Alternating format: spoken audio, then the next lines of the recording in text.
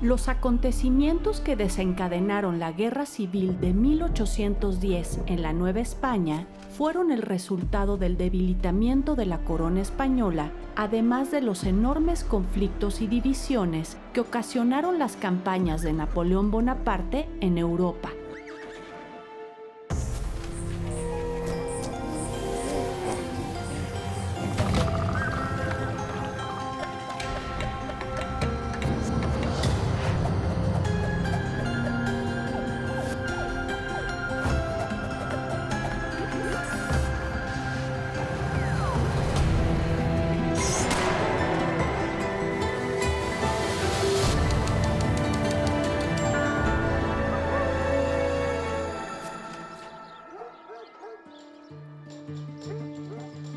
Al descontento social se sumó el político, cuando en 1808 se dio la noticia de la abdicación del rey Carlos IV, por lo que se intentó crear una junta provisional gubernativa ante la ausencia del monarca español. El Ayuntamiento de México se autoproclamó representante de los demás ayuntamientos, y todo culminó con un golpe de Estado contra el virrey José de Iturrigaray, con las primeras conspiraciones organizadas por los criollos notables como los de la Villa de San Miguel, entre los que destacó Ignacio Allende, inició la caída del régimen virreinal que gobernó a lo largo de 300 años en la Nueva España.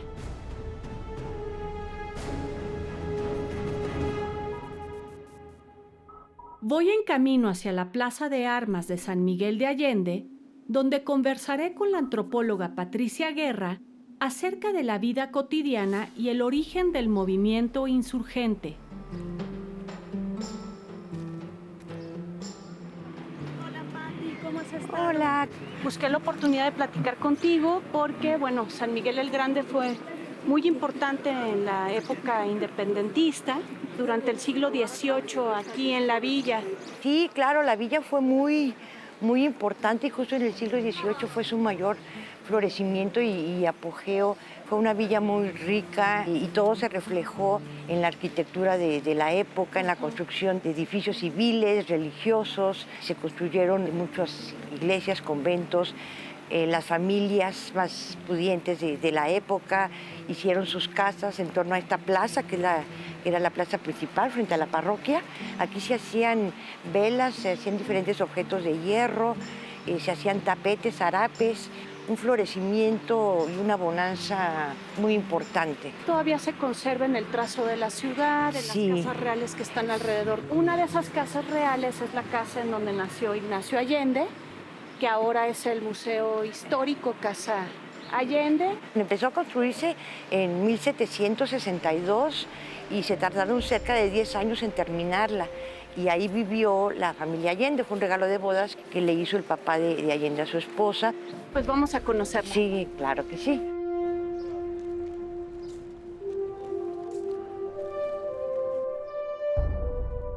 La planta baja estaban las bodegas, las tiendas o accesorias, y era por donde entraban los carruajes, traían aquí los productos de las haciendas. La planta alta, que se le llamaba también piso noble, que era donde se desarrollaba la vida familiar. Empezamos por lo que es la sala de asistencia. Esta sala era como la sala de estar de las tardes. Aquí se venían a tomar chocolate, a recibir visitas informales como parientes, tocaban también instrumentos. Era como la sala de estar en las tardes de la familia. Y esta sala se le llama la sala del estrado. Esta era la sala donde recibían a los invitados más importantes, y aquí seguramente se realizaron reuniones conspirativas donde varias de las familias importantes de San Miguel estaban. O sea, ¿no? se podría decir que en este espacio comienza la insurrección. Sí, a ponerse de acuerdo en el levantamiento y en todo esto. A Ignacio Allende lo conocían como el joven dragón, y me imagino Sí. eso tuvo que ver también para que él pudiera encabezar el movimiento en esta región. Llegó a ser el capitán del regimiento de Dragones de la Reina, que era la milicia de aquí de la villa. Allende anduvo por el norte, que lo mandaban ahí para controlar que algunos asaltantes que había por allá. Digamos que él era el principal de ese regimiento de dragones. Era una gente que también le gustaba ayudar, que también tenía como que esa parte muy solidaria, muy humana y muy querido en la época. Aquí lo que se quiso hacer una ambientación de cómo era la casa en esa época. Esta era la antesala, donde tenía como muchos usos. Aquí se piensa que se usaba como de comedor, porque en esa época no había comedores. Entonces usaba una tabla de quita y pon, y aquí podían comer y ya luego se la llevaban. Y ya aparte estaban las habitaciones de los niños, y luego tenemos la habitación de la mamá, como en la época se hacía, ¿no? Muchas figuras religiosas, la Virgen de Dolores, San Miguel Arcángel por todos lados, la Virgen de Loreto, había mucha devoción por esas vírgenes, sí. Y estaba por separado la recámara del Papa, o sea, y en esa época sí dormían separados, y además esta que era la recámara que tenía una vista estratégica a la entrada de la casa. La parte ya de aquí al fondo seguramente eran las bodegas y los cuartos para la servidumbre. Y aquí se tenía la cocina, que bueno, la cocina era como el eje de vida en esa época de las casas, no todo el tiempo. Vestían como 4 o 5 comidas, lo que se usaba mucho en la época, el garabato. Cosas que ya no vemos actualmente. Sí, claro.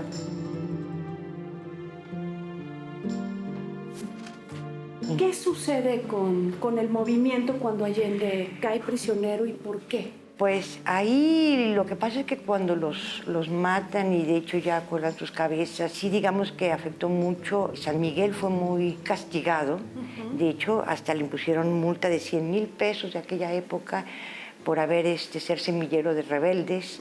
Vino como una decadencia, un abandono para San Miguel, producto de la guerra, pues el comercio se afectó, las haciendas, o sea, todo fue así como decayendo. Y realmente el movimiento se volvió a reorganizar con Morelos. Y ya fue hasta después de la muerte de Morelos, ya por 1815, 16, por ahí, Javier Mina fue el que vino otra vez por esta región del Bajío. Pero pues bueno, ya era otra cosa, ¿no? El movimiento. Bueno, vamos a continuar nuestro recorrido, Pati, porque tienen el símbolo de la Virgen, un estandarte para los insurgentes. Sí, que además yo creo que Hidalgo fue muy hábil al tomarla, porque cuando llegan a Totonilco y tomó el estandarte, fue así como un factor de unión y de protección para los insurgentes. Y fue tal el poder que tuvo que los realistas lo que hicieron fue tomar otra virgen, que fue la Virgen de los Remedios. Entonces, por eso luego dicen algunos ya historiadores, no esta guerra de las vírgenes, porque por un lado los realistas con su Virgen de los Remedios, que era la Virgen española, y los insurgentes con la Virgen de Guadalupe. Entonces era también una guerra de vírgenes. Pues muchas gracias, Pati, por habernos recibido aquí en esta casa histórica. Y pues bueno, yo sigo mi curso en búsqueda del futuro de la memoria de la independencia en otros puntos insurgentes. Al contrario, bienvenidos y aquí estamos.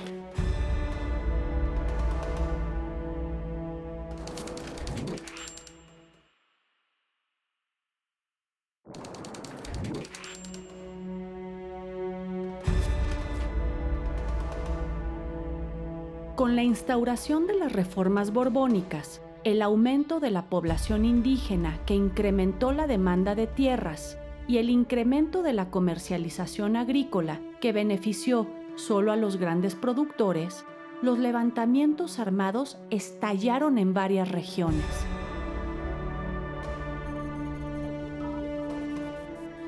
El edificio antiguo en el que se encuentra actualmente el Museo Regional de Guadalajara fue construido en el siglo XVIII para ser sede del Seminario Conciliar de San José y, como sucedió con otros inmuebles eclesiásticos de la época, al estallar la Guerra de Independencia se ocupó como cuartel militar. En este museo me encontré con el reconocido historiador y escritor José María Muriá para conversar de este movimiento armado en lo que fue la Nueva Galicia.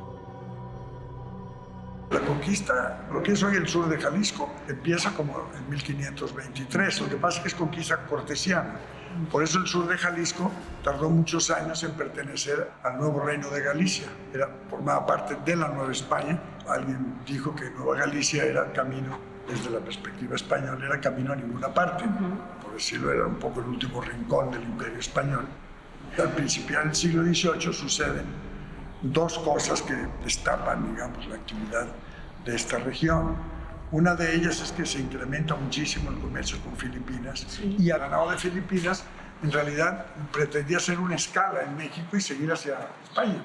pero empieza a haber mucho bandolerismo en la ruta Acapulco-México. Y bueno, culmina en el momento en que José María Morelos y Pavón se planta ahí, interrumpe la ruta comercial y entonces todo eso empieza a venir por San Blas. Y ahí viene el gran boom también en el siglo XVIII del comercio de Guadalajara.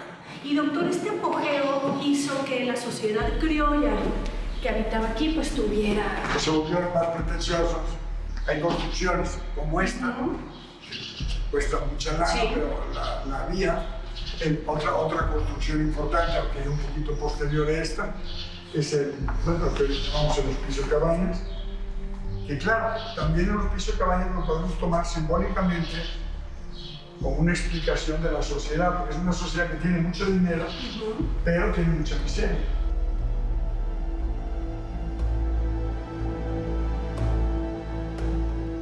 Pero cuéntenos de esta conspiración que no muchas personas saben. La burocracia española les dio por una reorganización total. Ellos se dieron cuenta de que gran parte de la lana que supuestamente tenía que viajar a la corona, pues tenía que ir a dar a España, no iba. Por mil caminos se quedaba. Y eso dio lugar pues, a familias muy ricas. Se inventaron una nueva organización política y administrativa, las intendencias. O sea, los nuevos reinos, Nueva Galicia, es el caso que nos interesa, Nueva Galicia deja de existir oficialmente y se convierte, lo que era Nueva Galicia, en dos intendencias, la de Guadalajara y la de Zacatecas. Que tenía bastante razón de ser la separación, porque eran dos regiones, aunque dependían de la autoridad del gobernador de Nueva Galicia, pues Zacatecas tenía una vida bastante autónoma, empezando por el hecho de que las cajas reales no tributaban a Guadalajara, sino tributaban a la Ciudad de México. Pero bueno, se crea la intendencia que da lugar a una administración mucho más firme, mucho más impositiva. Bueno, para empezar ya, el gobernador de Nueva Galicia ya es un intendente que depende directamente del rey. Sí. O sea, tiene mucha más fortaleza. Y en vez de alcaldes mayores, se crea la figura del subdelegado que depende directamente del intendente. Entonces, como que la criollada, por decirlo así, empiezan a sentir un peso que no habían sentido antes. Y entonces, pues, esa inconformidad da lugar a que haya un intento de asalto, de ataque por parte de los estudiantes del colegio. El intendente lo manejó muy bien porque lo apresó rápidamente y lo liberó rápidamente.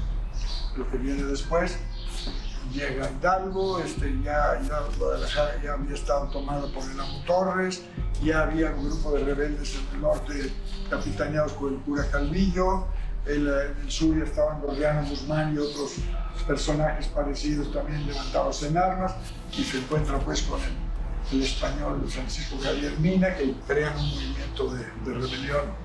Y ya es todo el proceso de guerra de independencia que culmina, bueno, en Jalisco presumimos mucho de que aquí declaramos la independencia antes de la Ciudad de México. Pues qué importante revelar la historia de Occidente y de toda esta parte, doctor.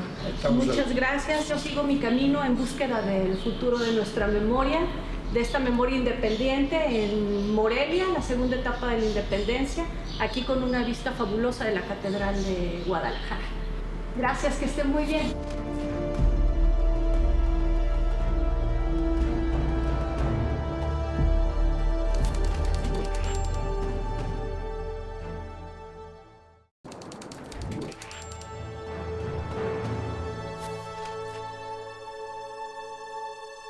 En la independencia, decenas de sacerdotes se pusieron al frente de las armas. La rebelión se extendió por toda la Nueva España, incluyendo los obispados de Michoacán, Guadalajara y Guanajuato.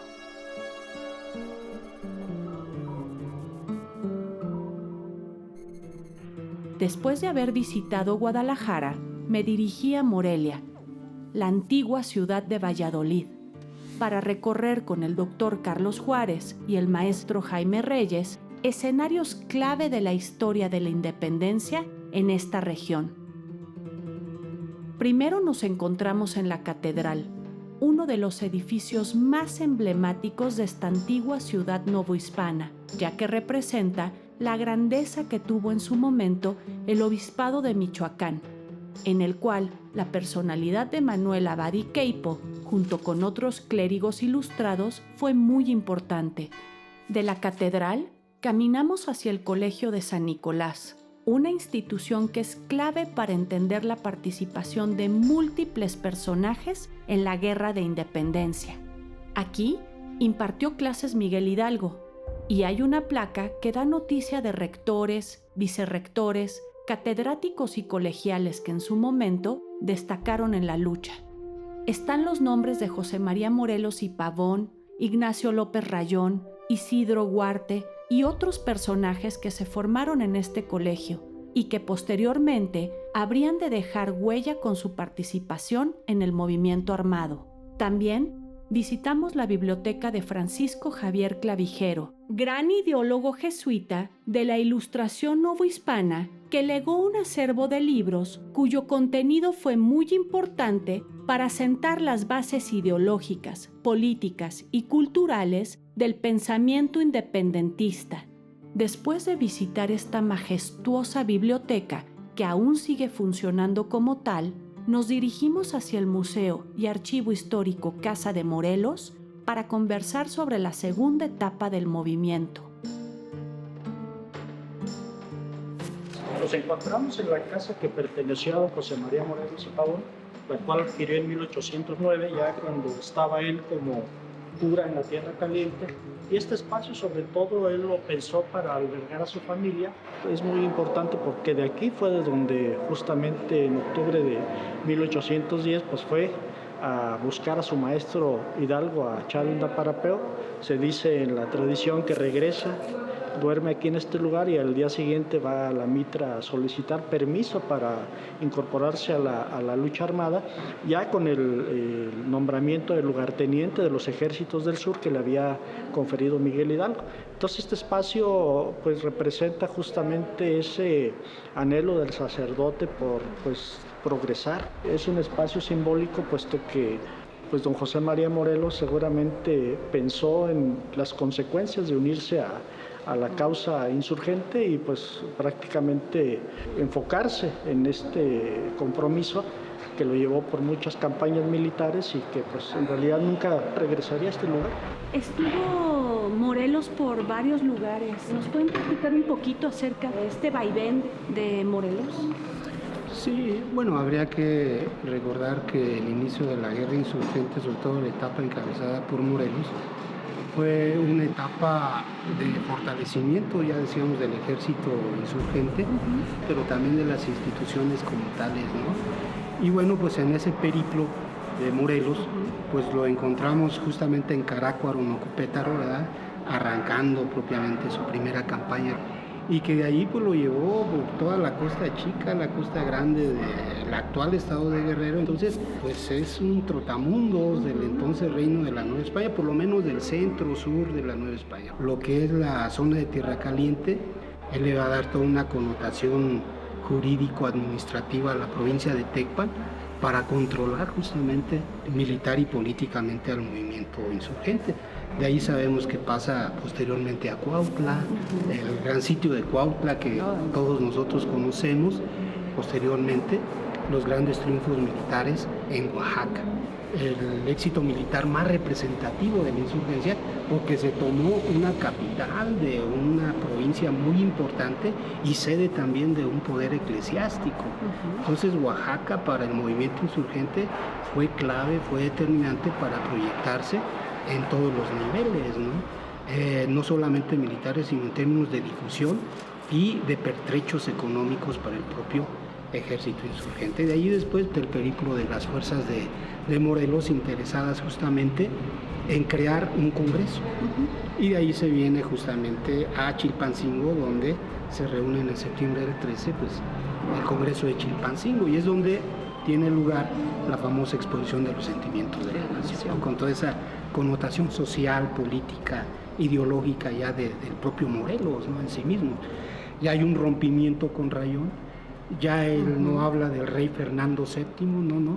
Él quiere una independencia clara, definida.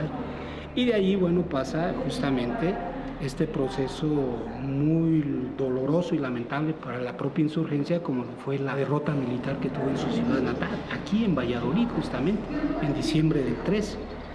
Después de ahí parte a Purbarán hasta llegar a Apatzingán, donde se reúne el Congreso ya formalmente para jurar lo que se conoce como el Decreto Constitucional de la América Mexicana, todo conocido como la Constitución de Apatzingán, en octubre de 1814. Nada más y nada menos. Así es. Y ya después, bueno, sabemos la separación del poder que tiene Morelos, del ejército insurgente, y pues hasta caer prisionero en Morelos, actualmente el estado de Morelos, en la provincia de México, en ese entonces, y llevado a la Ciudad de México para incoarle los juicios, ¿no?, de la Inquisición como del gobierno del reinado. Y actualmente, maestro, aquí se resguarda uno de los archivos más importantes precisamente, que nos hablan un poco de pues, la vida de Morelos, pero también los libros conventuales y algunas otras actas y documentos. Actualmente este espacio es el archivo histórico de la Casa de Morelos, donde se resguarda parte de la documentación del antiguo obispado de Michoacán, y desde luego también con libros conventuales que dan testimonio de esa riqueza bibliográfica que había en la ciudad y de la cual seguramente muchos sacerdotes, estudiantes, pues abrevaron algunas de las ideas más novedosas de su tiempo en términos políticos, pero no solo en esos términos, sino también de ciencia, de religión, teología. Y pues esto es una muestra justamente de cómo la ciudad pues, se convierte en un foco intelectual muy importante, que lo mismo sirvió para el desarrollo de ideas científicas, académicas, como de ideas políticas que después se cristalizarían en algunos conceptos justamente que se vierten en textos pues, que van a ser fundamentales para entender este movimiento de independencia.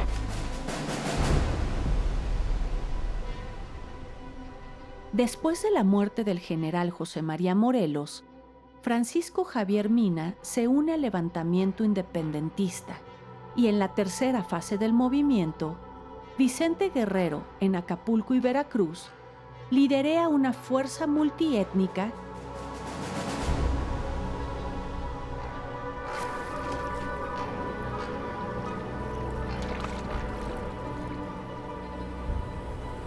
Los últimos combates por la independencia de México se libraron en el puerto de Veracruz, ya que las autoridades españolas, junto con el ejército realista, se fortificaron en San Juan de Ulúa.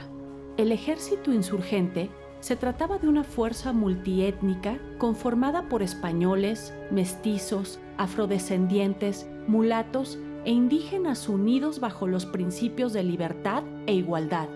Su principal líder, el general Guadalupe Victoria, se convirtió en el primer presidente de México en 1824.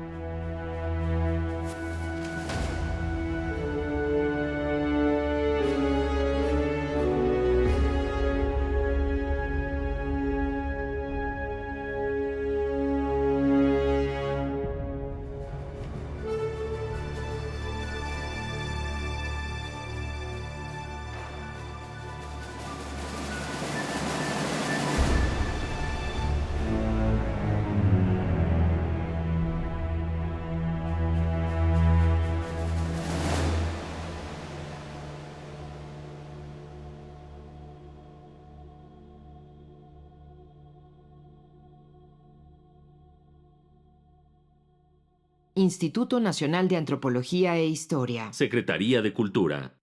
Gobierno de México.